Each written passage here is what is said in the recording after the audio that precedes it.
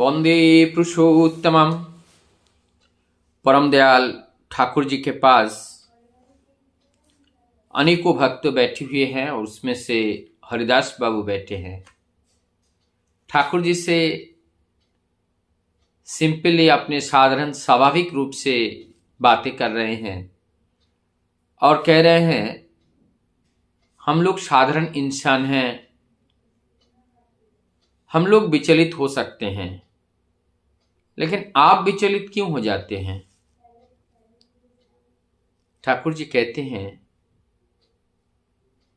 विचलित एक सांसारिक जीव अपने गिने चुने परिवार के लोगों की रक्षा, उनकी सुविधा असुविधा के आधार पर वो चिंतन करते हैं। उनका दायरा बड़ा लिमिटेड होते हैं, 2 लोग, 4 लोग, 5 लोग, 6 लोग। लेकिन जो परम पुरुष होते हैं, जो सृष्टि के कर्ता अर्थात सृष्टा होते हैं, उनके संपूर्ण सृष्टि जगत को लेकर के चिंता रहता है। कभी इधर कोई बुला रहा है, कहीं उधर पुकार रहा है, कभी इस घर से कभी उस घर से। सभी की समस्याएं उनके कंधे पे होते हैं। इसीलिए परम पुरुष ज़्यादा विचलित रहते हैं, ज़्यादा चिंतित रहते हैं एक साधारण मनुष्य से। ऐसे ही बातों बातों में हमारी श्रद्धा भी बैठे थे। ठाकुर जी को से पूछ रहे हैं जे हम लोगों का एक सिर है, एक माथा, एक सिर है। ऐसे ही उन्होंने बोले कि अगर 4 सिर होते तो कैसा होता।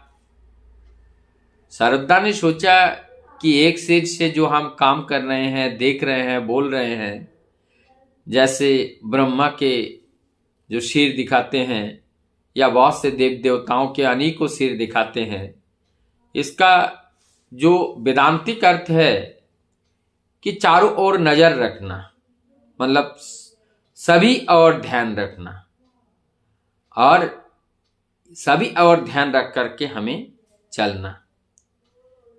तो ठाकुर जी कहते हैं कि मनुष्य का ना एक सिर है ना 4 सिर है, मनुष्य का 6 सिर है। कैसे कि ये 6 सिर है का अर्थ है हमारे अंदर जितनी इंद्रियां हैं, वो इंद्रियां जागतिक जगत के वस्तुओं के साथ आकर्षित करती हैं। मेरे नाक में कोई सुगंध आया, वो अच्छा लगा, तो वो इधर को खींच रहे हैं। आंख को कुछ अच्छा लगा तो आंख उधर से खींच रहे हैं। कान को कुछ अच्छा लगा तो कान से खींच रहे हैं। रसेंद्रिय को कुछ अच्छा लगा, रसेंद्रिय खींच रहे हैं।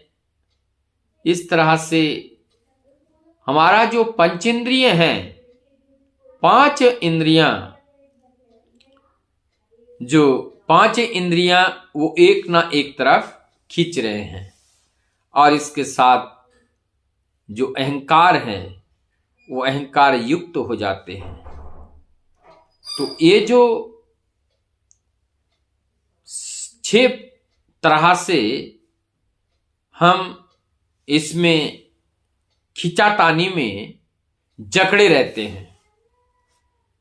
तो इसी प्रकार से हमें देखने में लगता है कि हमारी सिर एक है, अर्थात हम एक सिर के निर्देश से चल रहे हैं। लेकिन ये प्रतीकात्मक जो एक सिर है तो एकादेश में चलना चाहिए, लेकिन हमारे अंदर जो 6 जो ज्ञानेंद्रियां हैं और उसके साथ एक मन युक्त हो जाता है, और हो करके ये जो 6 लोग मिलते हैं, इस 6 लोगों में मिल करके हमें खींचने लगते हैं चारों ओर, इसे चारों ओर खींचते हैं, चारों ओर खींचते हैं।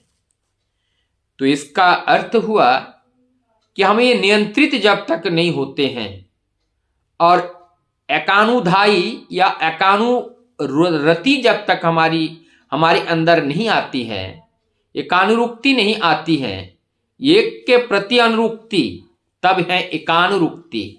और एकानुरुक्ति जब तक हम नहीं आते हैं तब तक हम केंद्रायित नहीं होते हैं। तो ये जो एकानुरुक्ति है, इस एकानुरुक्ति में, हमारी इस एकानुरुक्ति के लिए हमारे अंदर जो इंद्रियां हैं, हमारे अंदर जो ये जो इंद्रियां हैं, इस इंद्रियां को संयम करना पड़ेगा।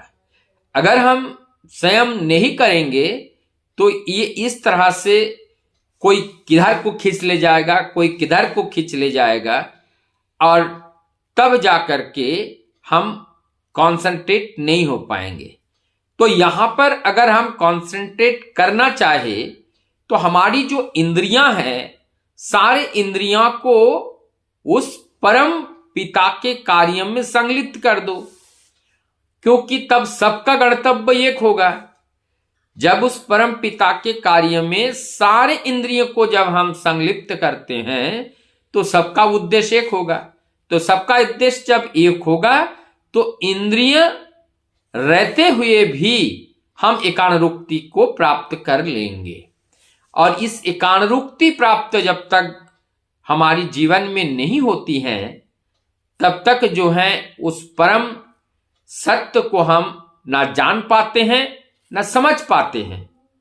कारण ये है, जब तक हम एकानुरुक्ति पे नहीं आती हैं, उस परम रस का आस्वादन नहीं होते हैं। और जब परम रस का आस्वादन नहीं होते हैं तो वो जो शांति का जो स्वाद है वो हमने चखा नहीं। हम अशांति का स्वाद चख करके इतना विभोर हो चुके हैं कि हम इसमें इतना भूल चुके हैं सब कुछ, भौतिक जगत के रस को आस्वादन करके।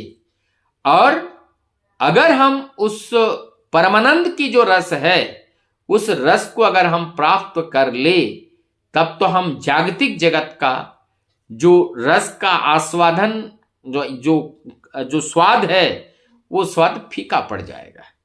तब जाकर के मन का जो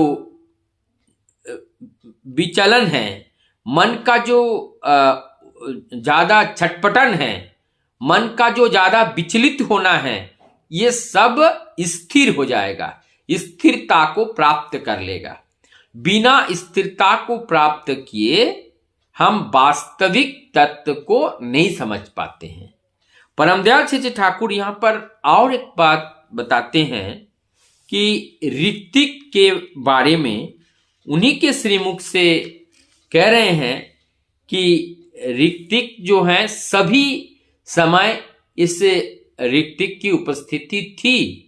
और ऋत्विक का अर्थ होता है कि हमारी सत्य की ओर ले जाने वाला, उद्गता, जो हमारे सत्य उद्गाता है, सत्य की ओर ले जाने वाला, जो स्रोत हैं, जो भाव उत्पन्न करते हैं, जो उन्नति का सोपान है, जो हमें ऊर्ध्वगामी करते हैं, जो हमें परलोक की राह को दिखाते हैं, जो परम सत्य का निरंतर व्याख्यान करते हैं एवं सद आचरण से आचरित होते हैं, और वो ऋत्विक कहा जाता है, जो सत्य के प्रतीक होते हैं। और ये सत्य युग में भी था, फिर त्रेतायुग में, द्वापर युग में भी एवं कलयुग में भी इस ऋत्विक की उपस्थिति था, है और रहेगी।